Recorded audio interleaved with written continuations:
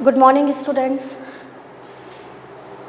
Today I am going to teach Social Study Class 7th Lesson 1st Equality. आज मैं आपको 7th class का सामाजिक विज्ञान विषय का लेसन 1 पढ़ाने जा रही हूँ ऑन इक्वालिटी। आपने क्लास 6 में डेमोक्रेटिक गवर्नमेंट के एलिमेंट्स पढ़े होंगे। डेमोक्रेटिक गवर्नमेंट के जो एलिमेंट्स हैं उसमें पहला है participation of people, resolution of conflicts, equality and justice. इस एलिमेंट का इक्वालिटी जो इसमें एलिमेंट है उसको आज मैं आपको एक्सप्लेन करने जा रही हूँ। हमारी क्लास 7th के सोशल स्टडी का ये पहला चैप्टर है। इक्वालिटी मीन्स समानता। समानता जो कि एक डेमोक्रेटिक गवर्नमेंट का मूलभूत प्रिंसिपल माना जाता है। डेमोक्रेसी में इक्वालिटी बहुत अधिक आवश्यक होती है। आज इस चैप्टर में हम इसी इक्वालिटी के बारे में पढ़ेंगे। सबसे पहले आपकी बुक में इसमें दिया हुआ है इक्वल राइट टू वोट। हमारे भारत में सभी नागरिकों को, आपको पता होगा, वोट देने का अर्थात मत देने का अधिकार प्राप्त होता है और इस वोट देने के अधिकार में भारत में किसी भी नागरिक के साथ किसी प्रकार का कोई डिस्क्रिमिनेशन नहीं किया जा सकता। मीन्स चाहे वह किसी भी जाति का हो, किसी भी धर्म का हो, किसी भी बर्थ प्लेस का हो, चाहे वो मेल हो, फीमेल हो, अमीर हो, गरीब हो, ये कोई भी आधार नहीं है कि हम उसको वोट देने से रोक सकें। अर्थात हमारे भारत देश में सभी व्यक्तियों को वोट देने का इक्वल राइट प्राप्त है। लेकिन भारत में वोट देने की जो एज है वो 18 यानी 18 इयर्स निर्धारित है। मतलब भारत में रहने वाला हर वो नागरिक जिसने अपनी आयु को 18 वर्ष पूरा कर लिया है, उन सभी नागरिकों को बिना किसी भेदभाव के वोट देने का अधिकार प्राप्त होता है। No one can be discriminate on the basis of religion, caste, creed, birth of place, whether they are male or female or rich or poor. No one can be discriminate. और इसीलिए हमारे भारत में यूनिवर्सल एडल्ट फ्रेंचाइज है। इसका मतलब होता है universal adult franchise मतलब होता है सार्वभौमिक वयस्क मताधिकार। अर्थात भारत में रहने वाला हर वो नागरिक जिसने अपनी आयु को जिसकी आयु 18 वर्ष की हो चुकी है, उन सभी नागरिकों को बिना किसी भेदभाव के वोट देने का अधिकार प्राप्त होता है। स्टूडेंट्स, अभी हमने देखा कि भारत में मत देने के अधिकार को लेकर सभी नागरिक एक समान हैं।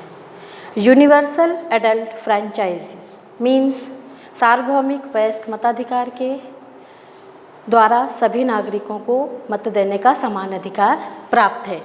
लेकिन क्या ये समानता हमारे समाज में सभी रूपों में विद्यमान है? मेरा आपसे ये क्वेश्चन है कि मत देने के अधिकार में तो सभी व्यक्ति एक समान हैं, लेकिन क्या समाज के विभिन्न पक्षों में यदि हम देखें तो क्या हमें ये समानता हर जगह दिखाई देती है? आगे हम हमारे चैप्टर में यही पढ़ेंगे, other kinds of equality. Means क्या सोसाइटी में ये इक्वालिटी सभी जगह मौजूद है? तो नहीं, इसका आंसर होगा नहीं। बहुत सारी जगह हमारे समाज में ऐसी हैं जहाँ हमको समानता दिखाई नहीं देती है। बहुत सारे ऐसे पहलू हैं जहाँ हमको असमानता विद्यमान दिखाई देती है। इसको मैं 2 उदाहरण से आपको समझाती हूँ। पहला है पॉवर्टी और दूसरा है कास्ट सिस्टम। यदि हम पॉवर्टी को लें तो ये एक ऐसा पहलू है जहाँ पर असमानता हमें दिखाई पड़ती है। जैसे कि आपकी टेक्स्ट बुक में कांता नामक एक लेडी है, उसकी स्टोरी दी गई है, जिसमें कांता जो है वो दूसरों के घरों में काम करने वाली एक महिला है। स्टोरी में हमने पढ़ा था कि जब वो महिला वोट देने के लिए जाती है तब वह जिस लाइन में खड़ी होती है तो वह ये देखती है कि वह जिस लाइन में खड़ी हुई है अपने वोट को कास्ट करने के लिए, अपने मत का प्रयोग करने के लिए, मत देने के लिए, वो जिस लाइन में खड़ी हुई है वहाँ वो उसे देख के ऐसा लगता है कि अरे उसके जो साहब हैं वो भी उसी लाइन में वोट डालने के लिए खड़े हुए हैं। ये देख के उसे ऐसा लगता है, उसमें ये भावना आती है कि वाकई हमारी कंट्री में सभी, चाहे कोई अमीर हो या गरीब हो, क्योंकि कांता एक गरीब लेडी है और उसके जो साहब हैं वो अमीर हैं, तो उसको ऐसा लगता है कि यहाँ पे अमीरी गरीबी का कोई अर्थ ही नहीं है। अमीर व्यक्ति भी उसी लाइन में वोट देने के लिए खड़ा हुआ है जहाँ पर मैं खड़ी हुई हूँ। तो उस समय उसको ऐसा लगता है कि हमारे देश में सभी लोग एक समान हैं।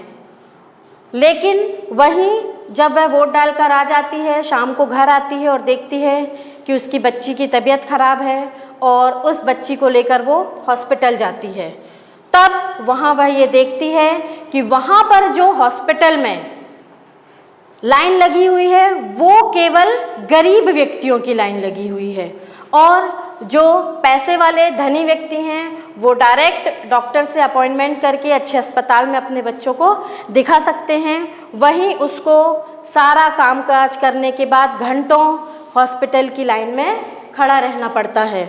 यहाँ पर उसको ये लगता है कि नहीं, बहुत सारी चीज़ें ऐसी हैं हमारे देश में जहाँ पर इक्वालिटी नहीं है, जहाँ पर असमानताएं विद्यमान हैं। तो ये पॉवर्टी जो है पहला उदाहरण था। दूसरा उदाहरण मैं आपको बताती हूँ कास्ट का। कास्ट बेसिस भी हमारे देश में असमानताएं विद्यमान हैं। बहुत सारे व्यक्ति जो हैं, कुछ लोग जो कास्ट में, अपर कास्ट में होते हैं, वो लोअर कास्ट मीन्स दलितों को बहुत ही निचले स्थान पर रखते हैं और उनको समाज में एक सम्मान की दृष्टि से नहीं देखा जाता। वो ऐसा सोचते हैं कि ये लोग क्योंकि छोटी कास्ट के हैं तो इनका, क्योंकि और उनके पास पैसे की भी कमी होती है, तो उनको ऐसा लगता है कि इनका स्तर समाज में बिल्कुल निचला है और वो उन लोअर कास्ट को, दलितों को एक सम्मान की दृष्टि से नहीं देखते। आपकी बुक में इसको 2 उदाहरण से भी समझाया गया है। पहला उदाहरण दिया है कास्ट बेस पर ओम प्रकाश वाल्मीकि का, जिन्होंने अपनी ऑटोबायोग्राफी जूठन में ये लिखा कि जब वो स्कूल में एडमिशन लेते हैं, क्योंकि वो एक दलित कास्ट से बिलोंग करते हैं, तो उनको स्कूल में बाकी उच्च जाति के बच्चों के जैसा सम्मान नहीं मिलता। उनसे स्कूल में झाड़ू पोछा जैसे कार्य कराए जाते हैं, यहाँ तक कि कई बार उनको स्कूल में पानी पीने तक की इजाज़त नहीं मिलती थी। तो ये बात उनको बहुत बुरी लगती थी। उनको ऐसा लगता था कि क्यों मुझे भी बड़ी ऊंची कास्ट के बच्चों के जैसे सम्मान नहीं मिलता। इससे उनको बहुत ठेस पहुंचती थी। दूसरा उदाहरण आपकी बुक में दिया है मिस्टर एंड मिसेस अंसारी का। ये भी कास्ट बेस डिस्क्रिमिनेशन हुआ था समाज में। जब मिस्टर और मिसेस अंसारी रेंट के लिए अपने लिए हाउस देखने जाते हैं तो उन्हें कोई भी रेंट का हाउस देने के लिए रेडी नहीं होता, सिर्फ उनके रिलीजन के आधार पे। उनको ये बोला जाता है कि आप मुस्लिम कम्युनिटी को बिलोंग करते हैं तो इस वजह से आपको रेंट का हाउस नहीं मिलेगा। और उसके बाद उनको ये भी सजेशन कुछ व्यक्तियों के द्वारा मिला कि आप अपना नाम अशोक कुमार या मनोज कुमार ऐसा कुछ रख लीजिए जिससे आपको रेंट के मकान को ढूंढने में आसानी होगी। लेकिन मिस्टर अंसारी ने ऐसा कुछ भी नहीं किया, क्योंकि ये उनकी डिग्निटी के खिलाफ था। उनको ऐसा लगता था कि ये मेरे आत्मसम्मान को ठेस पहुंचाएगा, क्योंकि भले ही व्यक्ति छोटी कास्ट से बिलोंग करता है या किसी भी धर्म से बिलोंग करता है, लेकिन आफ्टर ऑल वो एक इंसान की ही कैटेगरी में आता है। तो यदि छोटी कास्ट के लोगों के साथ ऐसा अनइक्वल व्यवहार किया जाता है, असमानता का व्यवहार किया जाता है, तो उनकी डिग्निटी को ठेस पहुंचती है। अभी हमने देखा कि समाज में हर एक व्यक्ति को समानता मिलनी चाहिए, क्योंकि ये उसके सम्मान के लिए, उसकी डिग्निटी के लिए बहुत ज़रूरी है। क्वेश्चन ये उठता है कि ये समानता क्यों चाहिए? क्योंकि हर व्यक्ति के सेल्फ रिस्पेक्ट की बात होती है। डिग्निटी मीन्स होता है सेल्फ रिस्पेक्ट, क्योंकि when persons are treated unequally their dignity is violated।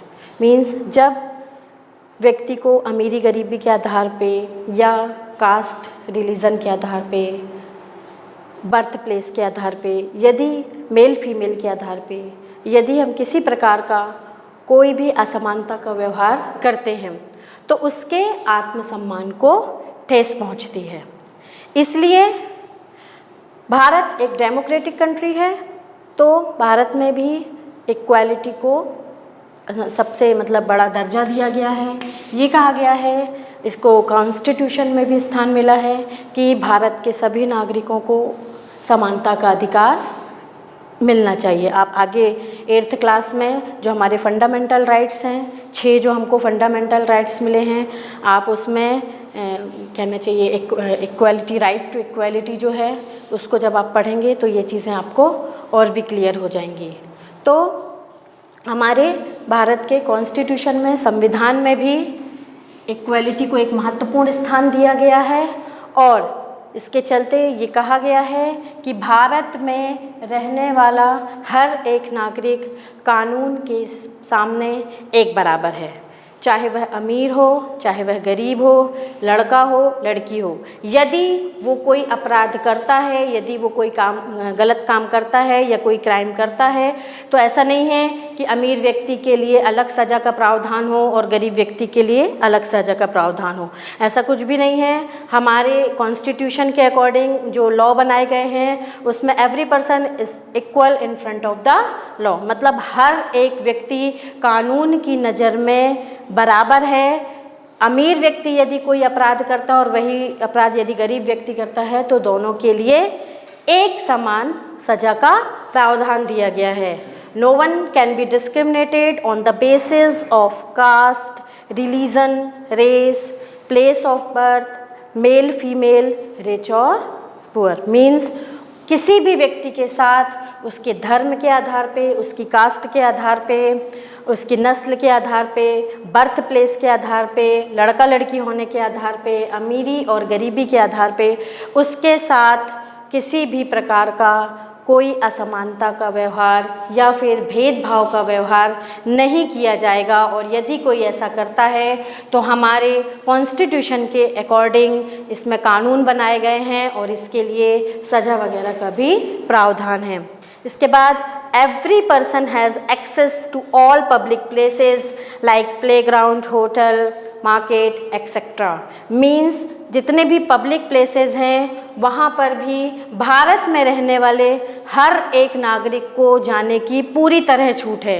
ऐसा नहीं है कि कोई मार्केट सिर्फ अमीरों के लिए, कुछ मार्केट गरीबों के लिए निर्धारित हैं, ऐसा कुछ भी नहीं है। यदि आप भारत में रहते हैं तो भारत के कानून के अनुसार आप भारत की कोई भी पब्लिक प्लेस जो है वहाँ पर आप जा सकते हैं। इसके लिए आपको कोई भी रोक नहीं सकता, क्योंकि हमने देखा है कि और पढ़ा भी है, पिछली क्लासेस में सुना भी है ऐसा कि पहले क्या होता था, जैसे मैंने अभी ओम प्रकाश वाल्मीकि जी के आपको जो स्टोरी इसमें बताई गई थी, उसमें उन्होंने ऑटोबायोग्राफी में लिखा कि उनको पानी नहीं पीने दिया जाता था। तो ऐसा होता था पहले कि जैसे मंदिर वगैरह में जो छोटी जात के, जो लोअर कास्ट के लोग होते थे, उनको मंदिर में नहीं जाने दिया जाता था, सार्वजनिक कुओं से पानी नहीं पीने दिया जाता था। तो ऐसी प्रॉब्लम्स होती थी। लेकिन वर्तमान में हमारे कॉन्स्टिट्यूशन में ऐसे कानून, ऐसे नियम बना दिए गए हैं कि अब इस तरीके से caste wise, male female wise, अमीरी और गरीबी के आधार पे किसी भी व्यक्ति के साथ किसी प्रकार का कोई डिस्क्रिमिनेशन वाला व्यवहार नहीं किया जाएगा।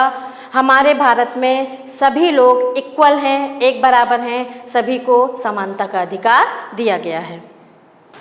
अभी हमने इक्वालिटी के बारे में देखा कि सरकार जो है समाज में सभी वर्ग के लोगों को समानता के स्तर पर लाने के लिए कार्य करती है, प्रयास करती है। इसके लिए उसने संविधान में कानून के थ्रू जगह भी दी है कानूनों में कि सभी व्यक्तियों को समानता का अधिकार मिल सके।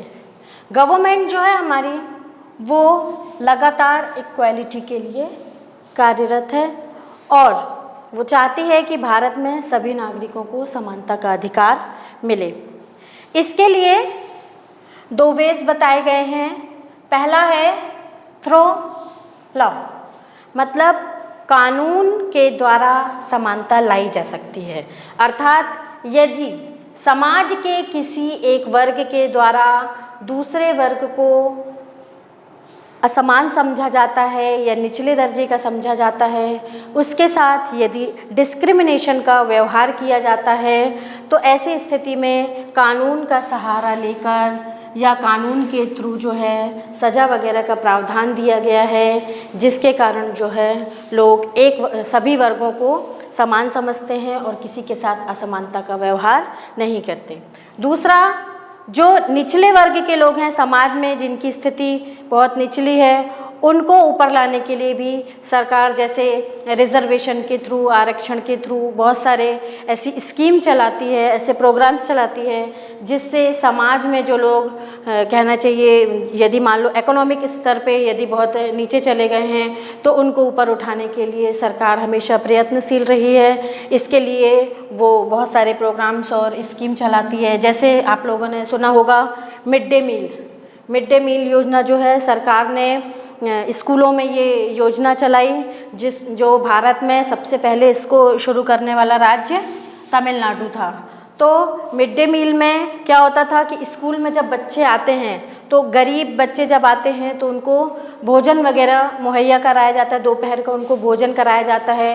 क्योंकि क्या होता था कि गरीब बच्चे यदि खाना खाकर स्कूल नहीं आते थे तो पढ़ाई में उनका मन नहीं लगता था। दूसरा, यदि वो पढ़ने आते थे और खाना नहीं खाते थे तो उनके माता पिता को भी दोपहर में काम से वापस आना पड़ता था, उनके लिए खाना तैयार करना पड़ता था। तो बहुत सारी प्रॉब्लम्स को देखते हुए मिड डे मील योजना हमारे देश में लागू की गई, जिससे गरीब बच्चों को भोजन मुहैया कराया गया, उनके लिए भोजन की व्यवस्था की गई। और इससे समानता किस तरीके से आई कि जैसे वहाँ पे स्कूल में सभी बच्चे एक साथ बैठ के खाना खाते थे, तो उनके मन से ये बात निकलती थी, जैसे वो बाहर सोसाइटी में ये देखते हैं कि अमीर बच्चे अलग बैठेंगे, गरीब बच्चे अलग बैठेंगे, गरीबों के साथ वो बैठना पसंद नहीं करते। लेकिन यहाँ पे स्कूल में जब बच्चे मिड डे मील के थ्रू सब खाना एक साथ खाते हैं, तो उनमें ये भावना नहीं आती, उनमें समानता की भावना विकसित होती है। इसी प्रकार वहाँ पे जो खाना बनाने के लिए भी मतलब दलित महिलाओं को रखा जाता है, ताकि जो जात पात का जो भेद है उसको मिटाया जा सके।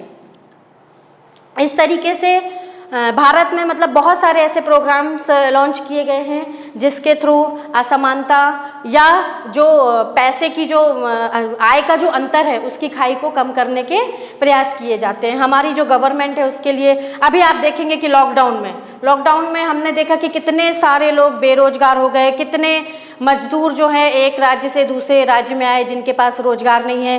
तो अभी आपने देखा होगा, बिल्कुल रिसेंटली हमारे जो माननीय मुख्यमंत्री जी हैं, उन्होंने अपनी श्रम सिद्धि अभियान चालू करा, जिसके थ्रू बहुत सारे मजदूरों को रोजगार वगैरह मिले, ताकि वो अपने आय के इस अंतर को कम करके और मतलब समाज में एक अच्छा जीवन यापन कर सके। तो सरकार लगातार प्रयासरत है समानता को लाने में, सभी लोगों के आत्मसम्मान की रक्षा के लिए। अब हम एक दूसरे पहलू पर आते हैं इसी चैप्टर के, issues of equality in other democracies. Means Bharat में इक्वालिटी के लिए बहुत सारे काम किए गए हैं, लेकिन भारत एक डेमोक्रेटिक कंट्री है, लेकिन इसका मतलब ये नहीं है कि भारत में ही इस इक्वालिटी को लेकर या इस समानता को के व्यवहार को लेकर मुद्दे हैं। और भी दूसरी जो कंट्रीज़ हैं डेमोक्रेटिक कंट्रीज़, वहाँ पर भी ऐसे बहुत सारे इशूज़ हैं जहाँ पर बहुत सारी बातों में लोगों को समानता प्राप्त नहीं है और असमानता का व्यवहार किया जाता है। वहाँ पर भी लोग जो है समानता के लिए प्रयासरत हैं। इसमें से एक डेमोक्रेटिक कंट्री का मैं उदाहरण ले रही हूँ, USA, United state of America. वहाँ पर अफ्रीकन अमेरिकन्स जो हैं उन लोगों को गुलाम बनाकर रखा जाता था और वहाँ पर उनकी स्थिति गोरे लोगों की तुलना में बिल्कुल भी सही नहीं थी। उनके साथ बहुत ज़्यादा डिस्क्रिमिनेशन वाला व्यवहार किया जाता था, बहुत ज़्यादा असमानता का व्यवहार किया जाता था। उनको उनके बराबर जो है वहाँ पे रहने वाले जो अमेरिकन हैं उनके बराबर उनको राइट्स नहीं मिलते थे। तब इसके लिए अमेरिका में भी आंदोलन हुए। एक घटना मैं उसके लिए संबंधित आपको बताना चाहूँगी, रोज़ा पार्क्स की। रोज़ा पार्क्स एक महिला जो कि बस में सफ़र कर रही थी। उस समय ऐसा था अमेरिका में कि यदि अफ्रीकन अमेरिकन्स बस में सवार होते हैं और यदि उसमें अमेरिकन्स भी हैं तो उन लोगों को, अफ्रीकन अमेरिकन्स लोगों को बस में पीछे बैठाया जाता था। और यदि वो किसी सीट पर बैठे हैं और कोई अमेरिकन आता था और बस में अब बाकी सीट नहीं है तो इन अफ्रीकन अमेरिकन्स को अपनी सीट छोड़ देनी पड़ती थी उनके लिए, ताकि वो लोग उसमें बैठ जाएं। तो एक बार जब रोज़ा पार्क्स बस में सफ़र कर रही थी तो उनके साथ भी ऐसा हुआ, लेकिन उन्होंने इस बात का विरोध किया और 1 दिसंबर 1955 को वहाँ पर इस असमानता के व्यवहार को रोकने के लिए सिविल राइट मूवमेंट चालू हुआ, एक आंदोलन चालू हुआ। और इस आंदोलन के बाद 1964 में सिविल राइट एक्ट पास हुआ, जिसके अंतर्गत अब कोई भी यदि वहाँ पर डिस्क्रिमिनेशन का व्यवहार करता है तो इस व्यवहार के लिए वहाँ पर कानून बनाए गए। मीन्स डिस्क्रिमिनेशन को वहाँ पर पूरे तरीके से प्रोहिबिटेड किया गया, पूरे तरीके से वहाँ पर प्रतिबंधित किया गया। तो भारत के अलावा और भी बहुत सारी कंट्रीज़ हैं जहाँ पर समानता के लिए संघर्ष हुए हैं, जहाँ पर समानता के लिए आंदोलन हुए हैं, ताकि हर व्यक्ति जो है सम्मान के साथ अपना जीवन यापन कर सके। और ये हम जरूर मानेंगे कि गवर्नमेंट, चाहे हमारे भारत की हो चाहे किसी भी देश की हो, तो गवर्नमेंट इसके लिए बहुत सारे कार्य करती है, बहुत ज़्यादा प्रयत्नशील रहती है। जैसे हमारे भारत में भी हमारी भारतीय गवर्नमेंट हमेशा से ही प्रयत्नशील रही है कि नागरिक जो है सम्मान के साथ अपना जीवन यापन कर सके, उन्हें हर एक अधिकार मिले, उन्हें विकास के लिए सारी वो अवस्थाएं मौजूद कराई जाए, वो वातावरण मौजूद कराया जाए जिसमें रहकर व्यक्ति अपना सर्वांगीण विकास कर सके। लेकिन गवर्नमेंट ये प्रोग्राम चलाती है, ये प्रोसेस जो भी करती है, उसमें पब्लिक का भी सपोर्ट करना बहुत ज़रूरी है। क्योंकि जब जनता अवेयर होती है, जब जनता बातों को समझती है, जब जनता गवर्नमेंट को सपोर्ट करती है, तो कोई भी स्कीम, कोई भी प्रोग्राम सक्सेसफुल होता है। ये हम लॉकडाउन में भी देख सकते हैं। हमारे जो माननीय प्रधानमंत्री जी हैं, उन्होंने लॉकडाउन की घोषणा की, लेकिन उस घोषणा में पब्लिक ने उनको भरपूर सहयोग दिया। और यही कारण है कि हमारा भारत जो है लॉकडाउन में बिल्कुल सफलता हासिल किया और इस बीमारी को रोकने में सबसे अधिक सक्षम रहा।